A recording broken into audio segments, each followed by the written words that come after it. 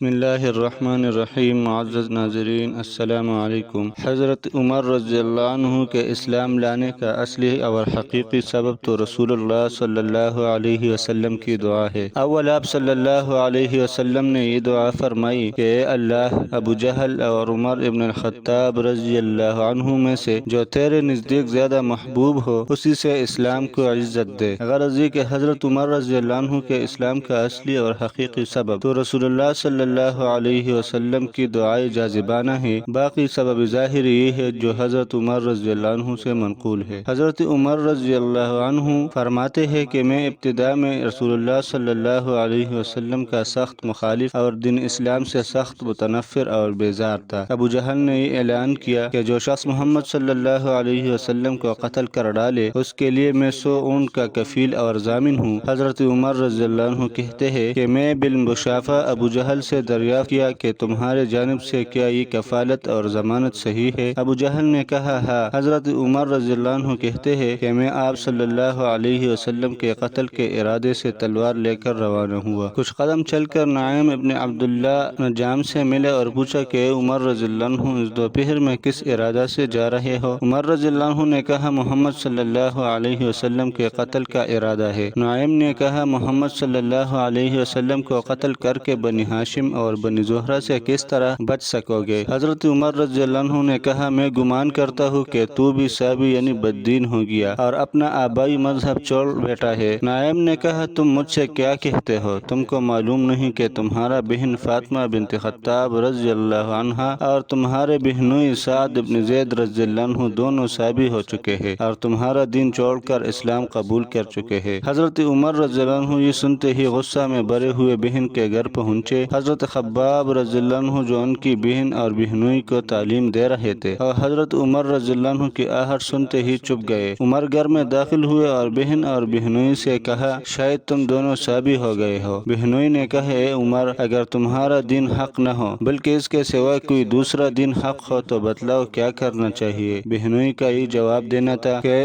عمر ان پر پل پڑے۔ بہن شوہر کے چھڑانے کے لیے آئے تو ان کو اس قدر مارا کہ چہرہ خون آلود ہو گیا۔ اس وقت بہن نے یہ کہا اے خطاب کے بیٹے، تجھ سے جو کچھ ہو سکتا ہے وہ کر لے، ہم تو مسلمان ہو چکے ہیں۔ اے اللہ کے دشمن تو ہم کو محض اس لیے مارتا ہے کہ ہم اللہ رب العزت کو ایک مانتے ہیں۔ خوب سمجھ لے کہ ہم اسلام لا چکے ہیں اگرچہ تیری ناک خون آلود ہو۔ حضرت عمر یہ سن کر کچھ شرمائے اور کہا کہ اچھا کتاب جو تم پڑھ رہے تھے مجھ کو دکھلاؤ۔ یہ سنتے ہی حضرت خباب رضی اللہ عنہ جو مکان کے کسی گوشہ میں چھپے ہوئے تھے فوراً باہر نکل آئے۔ بہن نے کہا تو ناپاک ہے اور قرآن پاک کو پاک ہی لوگ چھو سکتے ہیں، جا وضو کر کے آؤ۔ عمر اٹھے اور وضو یا غسل کیا اور صحیفہ مطہرہ کو ہاتھ میں لیا جس میں سورہ طٰہٰ لکھی ہوئی تھی، پڑھنا شروع کیا یہاں تک کہ اس آیت پر پہنچے میں ہی معبود برحق ہوں، میرے سوا کوئی معبود برحق نہیں، بس میری ہی عبادت کرو اور نماز کو میری یاد کے لیے قائم کرو۔ بے ساختہ بول اٹھے کیا ہی اچھا اور بزرگ کلام ہے۔ حضرت خباب رضی اللہ عنہ نے حضرت عمر رضی اللہ عنہ سے ہی سن کر کہا کہ اے عمر تم کو بشارت ہو، امید کرتا ہوں کہ رسول اللہ صلی اللہ علیہ وسلم کی دعا تمہارے حق میں قبول ہوئی۔ عمر رضی اللہ عنہ نے کہا اے خباب، مجھے حضور صلی اللہ علیہ وسلم کے پاس لے چلو۔ حضرت خباب رضی اللہ عنہ عمر رضی اللہ عنہ کو ساتھ لے کر دار ارقم کی طرف چلے جہاں رسول اللہ صلی اللہ علیہ وسلم اور صحابہ کرام رضی اللہ عنہ جمع ہوا کرتے تھے۔ دروازہ بند تھا، دستک دی اور اندر آنے کی اجازت چاہی۔ یہ معلوم کر کے کہ عمر رضی اللہ عنہ اندر آنا چاہتے ہیں کوئی شخص دروازہ کھولنے کی جرات نہ کرتا تھا۔ حضرت حمزہ رضی اللہ عنہ نے فرمایا کہ دروازہ کھول دو اور آنے دو، اللہ نے عمر رضی اللہ عنہ کے ساتھ خیر اور بھلائی کا ارادہ فرمایا ہے تو اللہ رب العزت اس کو ہدایت دے گا اور اسلام لے آئے گا اور اللہ کے رسول کا اتباع کرے گا، ورنہ تم اللہ کے حکم سے اس کے شر سے محفوظ اور مامون رہو گے۔ اور بحمد اللہ عمر رضی اللہ عنہ کا قتل کر دینا ہم پر کچھ دشوار نہیں۔ اور ایک روایت میں ہے کہ حضرت حمزہ رضی اللہ عنہ نے فرمایا کہ اگر عمر رضی اللہ عنہ خیر کے ارادے سے آ رہا ہے تو ہم بھی اس کے ساتھ خیر کا معاملہ کریں گے، اور اگر شر کے ارادہ سے آ رہا ہے تو اسی کی تلوار سے اسے قتل کریں گے۔ اور رسول اللہ صلی اللہ علیہ وسلم نے بھی دروازہ کھولنے کی اجازت دی۔